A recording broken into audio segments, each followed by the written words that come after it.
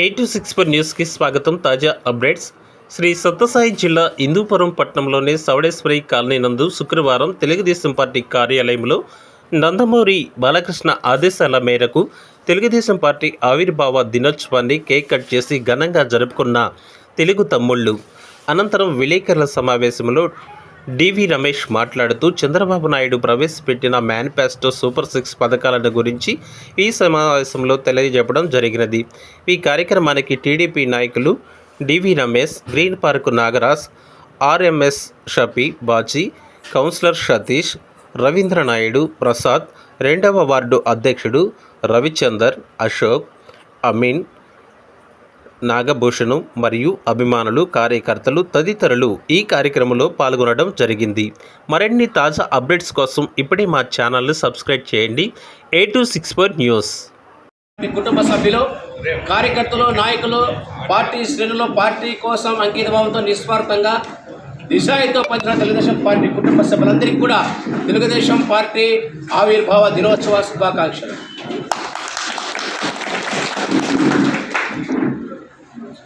సమాజమే దేవాలయం, ప్రజలే దేవుళ్ళు అంటూ పేద బడుగు బలహీన వర్గాల మైనార్టీ స్త్రీ సంక్షేమం కోసం, కర్షక కార్మికుల కోసం తెలుగుదేశం పార్టీని 1982 మార్చి 29 నాడు మా స్వర్గీయ మాజీ ముఖ్యమంత్రులు, తెలుగుదేశం పార్టీ వ్యవస్థాపకులు, పేదల ప్రజల దేవుడు, తెలుగు తేజం నందమూరి తారక రామారావు గారు ఆనాడు పార్టీని స్థాపించారు.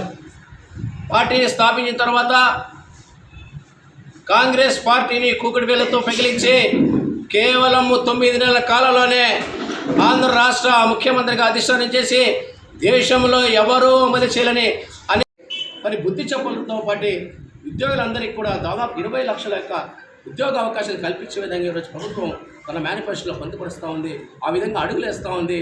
మరి అంతవరకు ఆ ఉద్యోగాలు వచ్చే వరకు కూడా నిరుద్యోగ కూడా యువత తెలుగుదేశం పార్టీ, ఈ రాష్ట్ర తెలుగుదేశం పార్టీ కార్యక్రమానికి వచ్చారు. మహిళలకు ఉచితంగా ప్రయాణం చేసే అవకాశం కల్పిస్తూ ఉన్నారు.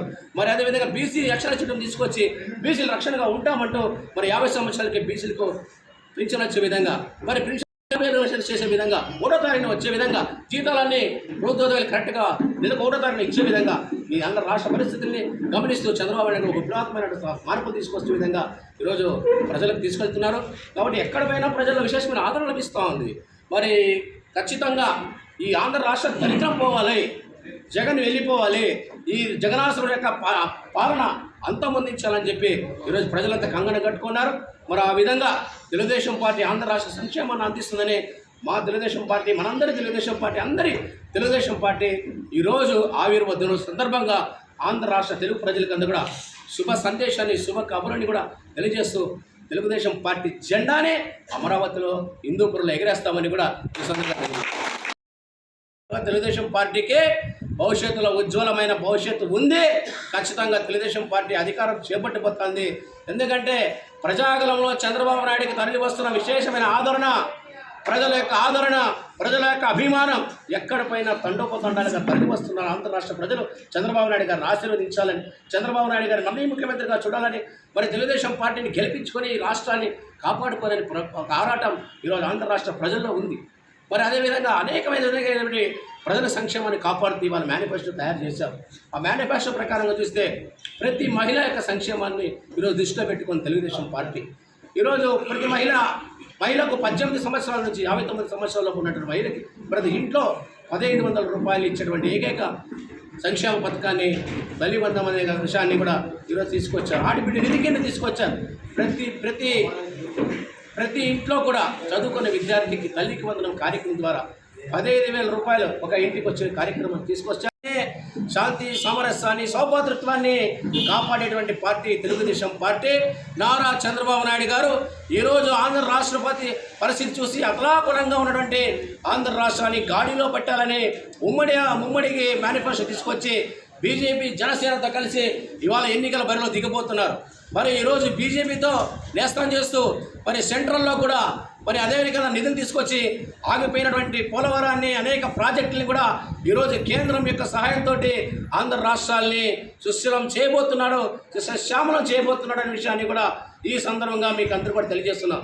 ప్రస్తుత రాజకీయ పరిస్థితుల దృష్ట్యా ఆంధ్ర రాష్ట్రాన్ని ఏ విధంగా బాగుపరచాలి, చెడిపోయినటువంటి ఆర్థిక వ్యవస్థని గాడిలో పెట్టాలి, ఆంధ్ర ప్రజల యొక్క సంక్షేమాన్ని అందించాలి, నిరుద్యోగులకు ఉద్యోగాలు కల్పించాలి, పరిశ్రమలు తీసుకొని రావాలి, ప్రజలకు సంక్షేమంతో పాటు ఈ రాష్ట్రం అభివృద్ధిని కూడా తీసుకురావాలని ఏకైక లక్ష్యంతో ఇవాళ ఉమ్మడి అభ్యర్థులు ఈరోజు బరిలో దిగుతూ ఉన్నారు.